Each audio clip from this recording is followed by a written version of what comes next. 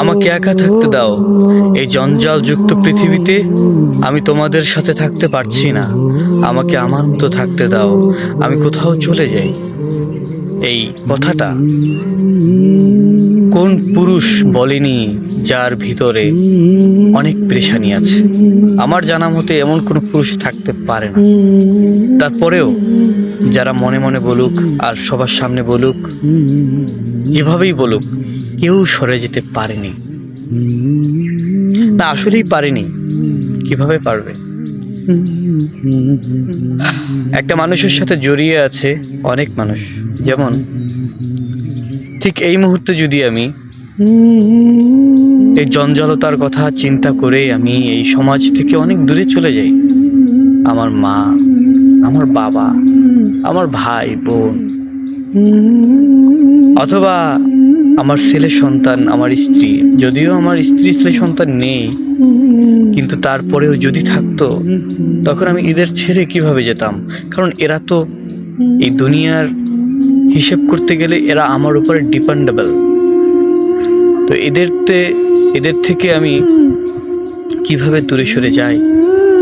যখন আমি দূরে সরে যেতে চাই, তখন আমার বিবেক আমাকে দূরে সরে যেতে দেয় না। কারণ আমার বিবেকটা চায় না যে আমি এদেরকে পথে বসিয়ে যাই। এরা কি করবে এবং কি খাবে এই চিন্তায় অস্থির, এবং আমরা একা থাকতে চেয়েও থাকতে পারি না। বাবা ফোন দেয়, মা ফোন করে, ভাই ফোন করে, বোন ফোন করে, স্ত্রী ফোন করে, সন্তানেরা ফোন করে, আর বলে টাকা, বস্ত্র, বাসস্থান, খাদ্য, চিকিৎসা, আরো কত কি। এত কিছু চেয়ে যখন আমার কাছে কল করে, তখন ইচ্ছে হয় আমি একা হয়ে যাই। আমার কেউ নেই, আমি বড় একা। আমি একা থাকতে ভালোবাসি এবং একা থাকাটাই আমার জন্য ভালো। কিন্তু সর্বোপরি সেখানেও ভালো থাকতে পারি না। কোথায় যাব?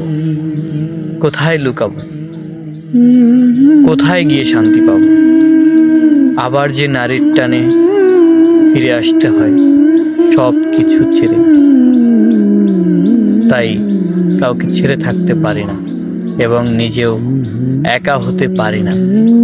যখনই একা হতে চাই, তখনই আমার বিবেক আমাকে শক্ত করে বেঁধে রাখে এই সমাজের ভিতরে, আমার পরিবারের কাছে।